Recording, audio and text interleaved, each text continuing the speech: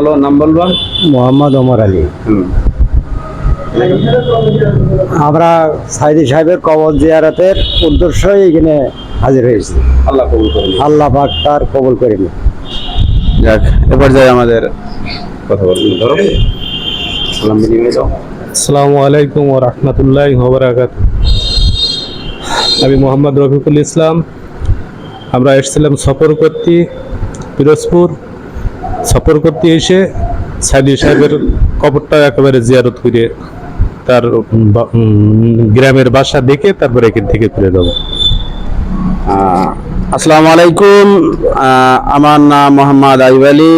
আর পরিচয় আমার এই সফরের আমি আমৃত্য পালন করছি। আর আমরা আসছি আল্লামা সাইদি সাহেবের কবর জিয়ারত এবং তার বাসা এবং তার এলাকা সফর করার জন্য। আসসালামু আলাইকুম রহমতুল্লাহ। আমার নাম মোহাম্মদ বরদ হোসেন। আমি এখানে আসছি সাইদি সাহেবের কবর জিয়ারত করতে। আসসালামু আলাইকুম ওয়া রাহমাতুল্লাহি ওয়া বারাকাতুহু। আমি মূলত এই এলাকায় কখনো আসিনি, বিশেষ করে আসছি এলাকা দেখতে, সেই সাথে এটাও মাথায় নিয়ে যে আল্লামা সাইদি সাহেবের রওজা মুবারকটুকু দেখে যাব, দোয়া করব এবং তার যে বাসায় উনি থাকতেন সেই বাসার সঙ্গে তার পরিবারের লোকজন যদি থাকে তাদের সঙ্গে একটু মত বিনিময় করব, এই চিন্তার চেতনা নিয়েই মূলত আমরা এই সফরে অংশ নিয়েছি। আল্লাহ তাআলা যেন আমাদের এই সফর থেকে শিক্ষা নিতে দেন, যে শিক্ষা নিলে দুনিয়া এবং আখিরাতে কল্যাণগামী হয়।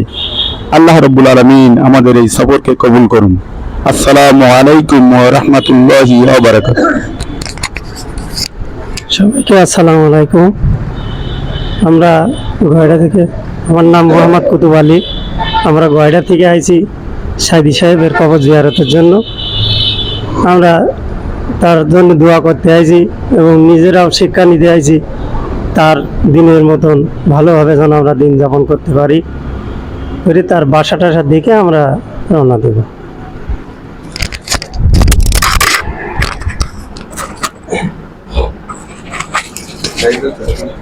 রহমতুল্লাহ।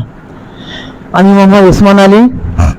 আমরা যশোর জেলা গয়ডা গ্রামের পোর্ট থানা বেনাপোলে গয়ডা গ্রামের 6 নম্বর ওয়ার্ড থেকে ঈদের পরে আমরা সাইদি সাহেবের কবর জিয়ারত এবং তার গ্রামের বাড়ি পরিদর্শন এবং আল্লামা সাইদির কবর জিয়ারত করার উদ্দেশ্যে বাড়ি থেকে এসেছি এবং আমরা সেগুলো সফল করে বাড়িতে ফিরে যাব। আল্লাহ যেন আমাদের সকলকে কবুল করেন, আমরা বলি আমিন। আসসালামু আলাইকুম ওয়া রাহমাতুল্লাহি ওয়া বারাকাতুহু। আমি মোহাম্মদ নাজিমউদ্দিন। আমরা সাইদি সাহেবের কবর জিয়ারত করার উদ্দেশ্যে এলাকা ত্যাগ করেছি। যাক, আমাদের সবার ভাগ্যে আছে বলে আমরা এত দূর আসতে পারিছি। আল্লাহর রহমত দোয়া করার উদ্দেশ্যে আসিছি এবং এই আশা থেকে আমরা যে এটা পেলাম যাতে আমাদের ঈমান আরো তাজা হয় আগামীতে, এটা উদ্দেশ্য করে নিয়ে যেন আগামী পথগুলো আমরা ভালোভাবে এগোতে পারি এবং আগামী দিনগুলো যাতে ইসলামের দিকে ভালোভাবে থাকতে পারি, সেই তৌফিক দান করুক, আমিন। আসসালামু আলাইকুম ওয়া রাহমাতুল্লাহি ওয়া বারাকাতুহু। আমি মোহাম্মদ আব্দুল মালিক, গয়ডা থেকে আসছি। আমরা মূলত সাইদি সাহেবের কবর জিয়ারতের উদ্দেশ্যে আসছি এবং তার দেখানো পথ দিয়ে যেন আমরা সবাই যেন সুন্দরভাবে চলতে পারি। আল্লাহ যেন আমাদের কবুল করে নেন, আমিন। আসসালামু আলাইকুম ওয়া রাহমাতুল্লাহি ওয়া বারাকাতুহু। আসসালামু আলাইকুম রহমতুল্লাহ। আমি আব্দুল গফুর, গয়ডা বেনাপোল থেকে আসছি সাইদি সাহেবের কবরস্থান জিয়ারত করার জন্য। আসসালামু আলাইকুম। আমি মোহাম্মদ শাহাবুদ্দিন ইসলাম। আমরা আসছি ফিরোজপুর সফরে, সেই সঙ্গে সাইদি সাহেবের কবর জিয়ারত করে তার বাসা বাড়ি দেখে আমরা এখান থেকে বিদায় নেব। আসসালামু আলাইকুম। আমরা বেনাপোল গয়ডা থেকে আসছি সফরে সাইদি সাহেবের কবর জিয়ারতের উদ্দেশ্যে। আমি মোহাম্মদ জাকির হোসেন। আমরা এই কবর জিয়ারত করে আমরা ইনশাল্লাহ বাড়ি ফিরবো। আসসালামু আলাইকুম, আমি মোহাম্মদ কবিরুল ইসলাম। আমরা সারসা বেনাপোল গড়া থেকে আমাদের উদ্দেশ্য আল্লামা দেলোয়ার হোসেন সাইদি সাহেবের কবর জিয়ারতের নিয়তে আসছি। আল্লাহ যেন আমাদের সেই নিয়তটা কবুল করে এবং সহি সালামতে আমরা যেন আবার আমাদের গন্তব্যস্থানে পৌঁছতে পারি। আসসালামু আলাইকুম, আমি মোহাম্মদ আব্দুল সালাম বেনাপোল গড়া থেকে আসছি সাইদি সাহেবের কবর জিয়ারতের উদ্দেশ্যে।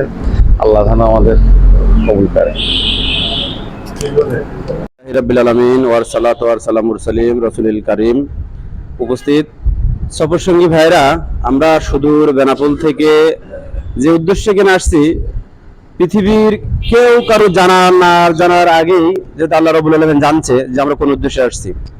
তা আমাদের এই সফরের যারা আছে, আমাদের সমস্ত সফর সঙ্গী ভাইরা, এই পর্যায়ে থেকে আমাদের কিছু আলোচনা হবে। আলোচনার পরে সাইদির সম্পর্কে, তার জীবনকারী সম্পর্কে কথা বলবে। কথা বলার পরে আমরা তার কবর জিয়ারত করব। কবর জিয়ারত করার পরে আমাদের গন্তব্যস্থান থাকবে তার বাসার থেকে এবার আমরা আমাদের নিদর্শন জায়গাগুলো আমরা দেখাশোনা করব। তা আমাদের এখানে আলোচনা নিয়ে আসবে এক এক করে, যে উদ্যোগ বলতে চাবে সে কথা বলতে পারবে।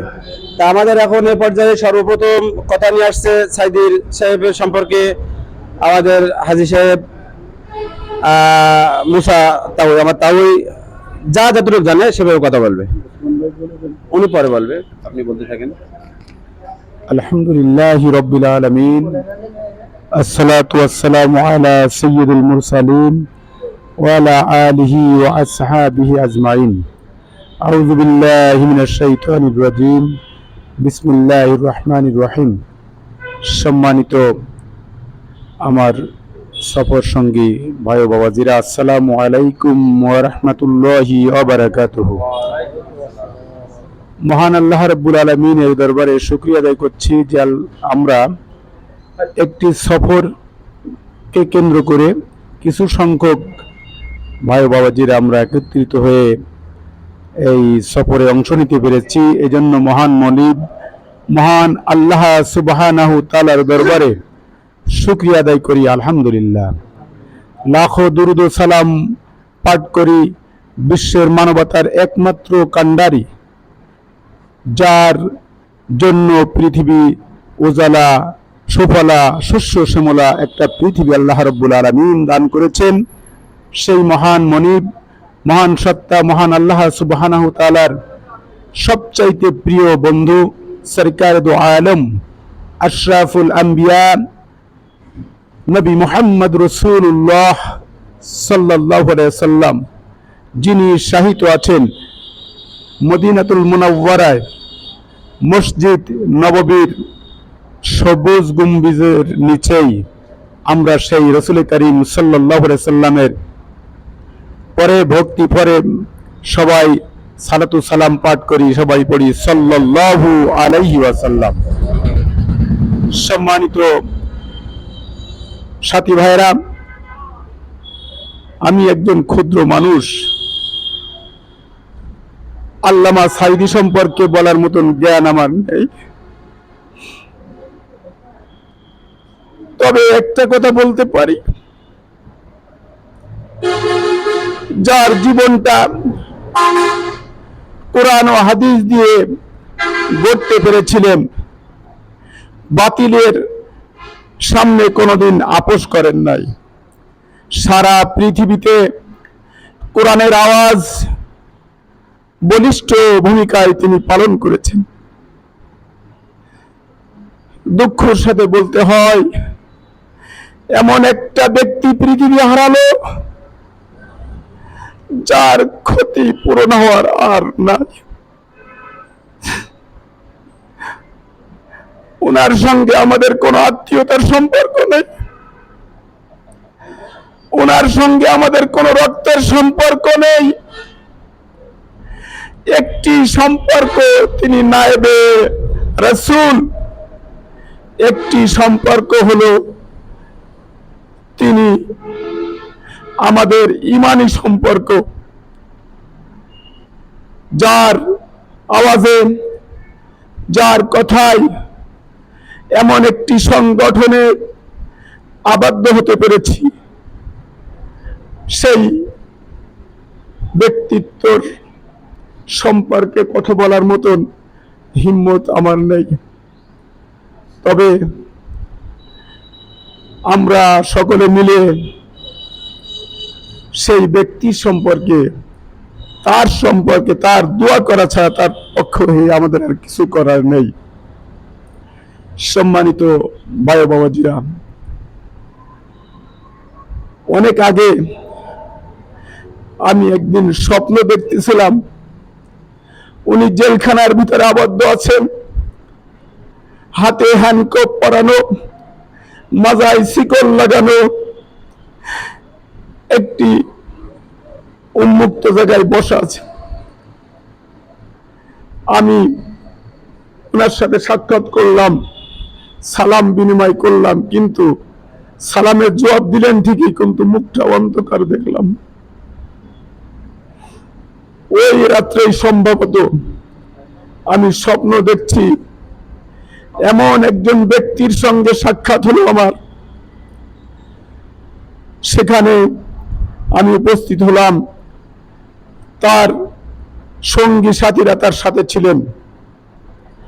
ওখানে আল্লামা সাঈদীর কথা কিভাবে ভেসে উঠল, সেই মহান ব্যক্তি, আমি আপনাদের সম্মুখে নাম বলতে চাই না, সেই ব্যক্তি বলেছিলেন সাঈদীর মতো লোক আমার আরো দরকার।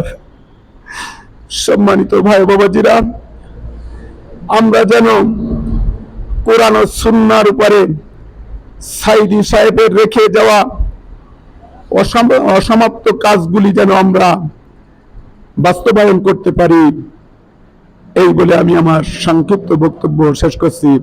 আসসালামু আলাইকুম ওয়া রাহমাতুল্লাহি ওয়া বারাকাতুহু। আলহামদুলিল্লাহ, যাক, আমরা আসলেই আল্লামা সাঈদী সম্পর্কে তার জীবন কাহিনী বলে শেষ করা যাবে না। তা আমরা যে 16 জন সফরসঙ্গী ভাইরা এসেছি, তার ভিতরে আমাদের ইউটিউবার, আমাদের তরিকুল যেহেতু হচ্ছে ক্যামেরাম্যান, আর সকলেই এখানে কথা বলার অধিকার আছে। যদি কেউ স্বেচ্ছায় বলতে চায় তা বলতে পারবে, কেউ যদি আগ্রহীকে বলতে চায় যে আমি সাঈদী সম্পর্কে কথা বলবো, কথা বলতে পারবে। যাক, এ পর্যায়ে আমাদের সামনে আল্লামা দেলোয়ার হোসেন সাঈদী সম্পর্কে কথা বলবে আমাদের উসমান ভাই, সংক্ষিপ্ত করে বলে। ইন্নাল হামদালিল্লাহ, আউযু বিল্লাহি মিনাশ শাইতানির রাজিম, বিসমিল্লাহির রহমানির রহিম। আজকে আল্লামা সাঈদীর কবর জিয়ারত উপলক্ষে গয়লা 6 নম্বর এবং বিভিন্ন ওয়ার্ড থেকে আমার সফর সঙ্গী 16 জন আমার সমবয়সী এবং আমার বয়সের বেশি এবং আমার সন্তান সমতুল্য যারা আছেন, আমি সকলকে জানাই আমার আন্তরিক সালাম। আসসালামু আলাইকুম ওয়া রাহমাতুল্লাহ। আল্লাহ রাব্বুল আলামিনের কাছে প্রশংসা আদায় করি, সকল প্রশংসা সেই মহান রব্বুল ইজ্জাতের জন্য, যে মহান আল্লাহ রাব্বুল আলামিন পবিত্র একটি মাস সিয়াম সাধনা পালন করার পরে, পবিত্র ঈদ উল ফিতরের নামাজ আদায়ের পরে আমরা সারা পৃথিবীর কোরআনের মডেল হিসেবে যিনি ছিলেন আল্লামা সাঈদী, তার কবরের জিয়ারতের এখানে উপস্থিত হতে পেরে মহান আল্লাহ রাব্বুল আলামিনের দরবারে আমরা শুকরিয়া আদায় করি, সকলে বলি আলহামদুলিল্লাহ। দুরূদ ও সালাম সেই মানবতার মুক্তির দিশারি, যে নবীর দেখানো পথে হতে পারে মানুষের ইহকালীন শান্তি এবং পরকালীন মুক্তি, আমরা সকলে বলি সাল্লাল্লাহু আলাইহি ওয়াসাল্লাম। সম্মানিত উপস্থিতি, আমার বন্ধুবর জনাব আলহাজ মুসা সাহেব যে কথাগুলো বললেন, আসলে সাঈদী সাহেব সম্পর্কে বলতে হলে, তার জীবনী সম্পর্কে বলতে গেলে শুধু বাংলাদেশে নয়, তেমন পৃথিবী এমন কোন মানুষ আজও জন্ম হয়নি যে সাঈদী সম্পর্কে বললে সে সোজাভাবে দাঁড়িয়ে থাকবে। তো আমি যখন তার জানাজায় এসেছিলাম, সেদিন আমি এখানে স্বাভাবিক ছিলাম না। এখনো আমি সাঈদী সাহেবের এখানে এসে আমার যে কথাগুলো মনের ভিতরে ছিল সবগুলো আমি এলোমেলো ভাবে দেখছি। তার কারণ হলো, আল্লামা সাঈদী আমার কোনো রক্তের সম্পর্ক নাই, যে কথা ভাই বললেন সঠিক, কিন্তু আমরা তাকে ভালোবাসি কার কারণে? শুধু কোরআনের কারণে। কোরআনের একজন খাদেম হিসেবে আমরা তাকে ভালোবাসি। সম্মানিত উপস্থিতি, 2013 সালে যখন আল্লামা সাঈদী গ্রেপ্তার হয়, সেখান থেকে 2024 সাল পর্যন্ত আজ পর্যন্ত আমি সাইদের আলোচনা ইউটিউবে বা বিভিন্ন এতে শুনে আমি সহ্য করতে পারিনি। আমার অন্তর দিয়ে তাকে আমি এত ভালোবাসতাম যে যেদিন থেকে সে অ্যারেস্ট হয় সেদিন থেকে তার আলোচনা আমার সামনে যদি কেউ বাজাতো, আমি সেখানে দাঁড়িয়ে থাকলে আমি স্বাভাবিক থাকতে পারতাম না। তাই যদি কোনো জায়গায় আলোচনা হতো আমি সেখান থেকে তার বলতাম, ভাই সরে যাও, না হলে আমি সরে যেতাম। এমন একটা হৃদয়ের ভালোবাসা আমার অন্তর থেকে তারপরে আমি ভালোবাসতাম। সম্মানিত উপস্থিতি, আল্লাহ রাব্বুল আলামিন কোরআনুল কারিমে বলেছেন, ইয়া আইয়াতুন নাফসুল মুতমাইন্না তুরজি, ইয়া আইয়াতুন নাফসুল মুতমাইন্না তুরজি, হে প্রশান্ত আত্মা, তুমি চলে এসো তোমার রবের দিকে এমত অবস্থায় যে তোমার ফলশ্রুতিতে তুমি সন্তুষ্ট, শামিল হয়ে যাও আমার রহমতের বান্দাদের সাথে এবং প্রবেশ করো আমার জান্নাত। আমরা যদি এই কথার দিকে লক্ষ্য করে আল্লাহ রাব্বুল আলামিনের কোরআনের আয়াতের দিকে যদি আমরা ফলো করি, আল্লাহ যে বললেন, ইয়া আইয়াতুন নাফসুল মুতমাইন্না তিরজি ইলা রাব্বিকি রাদিয়াতাম মারদিয়া ফাদখুলি ফি ইবাদি ওয়াদখুলি জান্নাতি। আমরা এই আয়াতের দিকে যদি লক্ষ্য করি, আল্লামা সাঈদী এর থেকে কোনো পৃথক নেই। আল্লাহ বলছেন, তুমি চলে এসো আমার দিকে এমত অবস্থায় তোমার জীবনে যে কাজকর্মগুলো করেছো তাতে তুমি সন্তুষ্ট। আমরা সকলেই জানি, তেমন পৃথিবীর মুসলমানরা না, অন্য বিধর্মীরা জানে যে আল্লামা সাঈদীর জীবনে যে কর্মগুলো করেছে তাতে সে সন্তুষ্ট। তাহলে আল্লাহর কোরআনের সাথে তার মিল আছে। আর আমি বাস্তবতা একটি কথা বলে শেষ করব। আল্লামা সাঈদীর জীবনে আমরাও জেলে গেছি, কিন্তু যখন আমরা রিমান্ডের কথা শুনেছি, বাড়িতে ফোন দিয়েছি, বিভিন্ন বন্ধু বান্ধবের কাছে ফোন দিয়েছি, ভাই আমার নাকি রিমান্ড। আমরা হতাশ হয়ে গেছি, অন্যান্য ইসলাম আন্দোলনের ভাইরা হতাশ হয়ে গেছে। আল্লামা সাঈদী আল্লাহর এমন একটা কোরআনের পাখি ছিলেন, যেদিন রাতে তার রিমান্ড হবে, রাত 12:01 তার রিমান্ড। এই 12:01 যখন তার রিমান্ড ছিল, সময় যখন 12টা পার হয়ে 12টা 2, 3, 4, 5 হয়ে গেল, এই রিমান্ডে যে পুলিশ ছিলেন, এই পুলিশ সুপার তখন ওখানে আসেনি। এইভাবে করে রাত যখন 1টা বেজে যায়, তখন ওই পুলিশ সুপার আল্লামা সাঈদীর রুমে যখন ঢোকে, তখন আল্লামা সাঈদী বললেন, সম্মানিত পুলিশ অফিসার, সুম্মা লা তুসালুন্না ইয়াওমা ইযিন আনিন নাঈম, প্রত্যেক নিয়ামতের হিসাব তোমাকে দিতে হবে। আর আল্লাহ রাসূলের একটি হাদিস তোমাকে আমি বলছি, প্রত্যেকটা মানুষ যে যে জায়গায় দায়িত্ব পালন করে সেই দায়িত্ব হিসাব তাকে কাল কিয়ামতের ময়দানে দেওয়া লাগবে। সম্মানিত পুলিশ সুপার ভাই, আমার রিমান্ড হওয়ার কথা ছিল রাত 12টায়, আপনি কেন এখন 1:30 1টার সময় এসে আমাকে ডাকছেন? আপনি এই যে সময়ের কালক্ষেপণ করলেন, কাল কিয়ামতের ময়দানে আপনি আল্লাহ রাব্বুল আলামিনের কাছে কি জবাব দেবেন? দেখেন, আজকে আমরা হতাশ হয়ে যাই, আর সে রিমান্ডের জন্য কি করছে? প্রস্তুতি নিচ্ছে। শুধু তাই নয়, এরপরে পুলিশ সুপারকে ডেকে বললেন, আমি সেই রাত 10টার থেকে প্রস্তুতি রয়েছি, আমার কখন রিমান্ড হবে, আমার কখন রিমান্ড হবে। আপনি অপেক্ষা করে আমাকে 3 ঘন্টা যে কষ্ট দিলেন, এই জবাব আপনি কিভাবে দেবেন? তখন পুলিশ সুপার 2 চোখের পানি ছেড়ে দিয়ে আপনার রাত 12টায় রিমান্ড ছিল, আপনার এই রাত 12টা রিমান্ড থেকে রাতে 1:30 পর্যন্ত অপেক্ষা করে, এটা আমার কোনো অপরাধ ছিল না। আমার একটা যদি অপরাধ হয়ে থাকে, সেই অপরাধ হলো এই, আমি যে মেয়েটা বিবাহ করেছি, আমার এই স্ত্রী অনেক আল্লাহ ভীরু, খোদা ভীরু, সে আপনাকে অনেক পছন্দ করতো। সে ইউটিউবের মাধ্যমে আপনার আলোচনা সে সবসময় শুনতো, এবং আমার স্ত্রী বিয়ে হওয়ার আগে তার স্বপ্ন ছিল যে আমার যদি কখনো বিয়ে হয় আর আল্লামা সাঈদী যদি সেই জামানায় বেঁচে থাকে, আমার গর্ভে যে সন্তান হবে, আমি আল্লামা সাঈদীর মাধ্যম দিয়ে আমার এই সন্তানের নামটা রেখে দেব। সম্মানিত আল্লামা সাঈদী স্যার, আমার কোনো অপরাধ নাই। আমার সেই স্ত্রীর পেটে বাচ্চা থাকার কারণে আমি রাত 10টার সময় আমার স্ত্রীর প্রসব যন্ত্রণা শুরু হয়। আমি হঠাৎ করে যখন ফোন পাই, আমার স্ত্রীকে নিয়ে আমি হাসপাতালে যাই। এরপরে রাত 12টার সময় আমার স্ত্রীর সন্তান প্রসব হয়। এখন আমি বাংলাদেশ গভর্নমেন্টের পক্ষ থেকে আপনার যে রিমান্ড ছিল, আমি আমার পক্ষ থেকে আপনার সেই রিমান্ডকে মঞ্জুর করে আমি আপনার জন্য একটি রিমান্ড বেছে নিয়ে এসেছি এখানে। সেটা হলো এই, আমার স্ত্রীর আশা ছিল তার গর্ভে যদি করে সন্তান হয়, সেই সন্তানের নাম আপনার মাধ্যমে রাখবে। আজকে বাংলাদেশ সরকারের যে রিমান্ড, এই বাংলাদেশ প্রশাসনের যে রিমান্ড, এই রিমান্ড আমি আপনাকে দিতে চাই, আমি আপনাকে দিতে চাই। আমার স্ত্রী যে কথা বলেছিলেন যে আমার সন্তানের নাম রাখতে হবে আপনাকে, আমি আজকে দিনের জন্য আপনাকে রিমান্ড দিলাম। এই মুহূর্তে আমার স্ত্রীর পেটে যে সন্তান হয়েছে, ছেলে সন্তান, তার একটি সুন্দর নাম রাখা, এটাই আমি আপনার জন্য রিমান্ড আজকে আমার তরফ থেকে মঞ্জুর করলাম। সম্মানিত উপস্থিতি, এই ছিল আল্লামা সাঈদীর জীবনী সংক্ষিপ্ত একটা কাহিনী। এমনি ভাবে লক্ষ লক্ষ কাহিনী সব তো তুলে ধরা আমাদের পক্ষে সম্ভব নয়। তা আমি ওটা আহ্বান জানাবো, যে কথা আমার বন্ধুরা বলে গেলেন, শুধু চোখের পাশে আবেগ দেখালে হবে না। এই সাঈদী যে জীবনের দীর্ঘ প্রায় 2 যুগ ধরে যিনি যে কোরআনের দাওয়াত জমিনে দিয়ে গেলেন, এবং তার যে স্বপ্ন ছিল এই দেশে একদিন ইসলাম আইন প্রতিষ্ঠা হবে, তার আগে আল্লাহ রাব্বুল আলামিন তাকে বিদায় নিয়ে নিলেন। আমি যেটা যাই হোক, আমি এটাই বিশ্বাস করি, আমা কানা লিনাফসিন আন তামুতা ইল্লা বিইজনিল্লাহি কিতাবান মুআজ্জালা। কোন প্রাণী মৃত্যুবরণ করতে পারে না আল্লাহর হুকুম ছাড়া। এরা যত ষড়যন্ত্র করতে, আমার আল্লাহ যদি তাকে রেখে দিতেন, কোনো ষড়যন্ত্রে তারা কাজ করতে পারতো না। এজন্য আমি মেনে নিয়েছি এটাই, আল্লাহ রাব্বুল আলামিন তার যেন জান্নাতে হুকুমান জায়গা উচ্চ মাকাম দান করেন, এবং তাকে যেন আল্লামা সাঈদীকে যেন আল্লাহ কবুল করেন, এবং জান্নাতের সবচেয়ে উচ্চতার স্থানকে তার আল্লাহ অধিষ্ঠিত করেন, এবং তার সব সমস্ত পরিবারকে যেন আল্লাহ রাব্বুল আলামিন ধৈর্য ধারণ করার দান করেন। এবং পরিশেষে আমরা যে ভাই কয়েকজন এসেছি, আল্লামা সাঈদী সে রেখে যাওয়া যে কাজ, আমরা যতদিন বেঁচে থাকবো এখান থেকে বাড়িতে গিয়ে আমরা প্রতিজ্ঞা নেব, যতদিন আল্লাহ রাব্বুল আলামিন আমাদেরকে বাঁচিয়ে রাখবে, আমাদের জীবনের শেষ মুহূর্ত পর্যন্ত আমরা সেই কাজ আমাদের জীবন থেকে আমরা ঠেলে দেব না।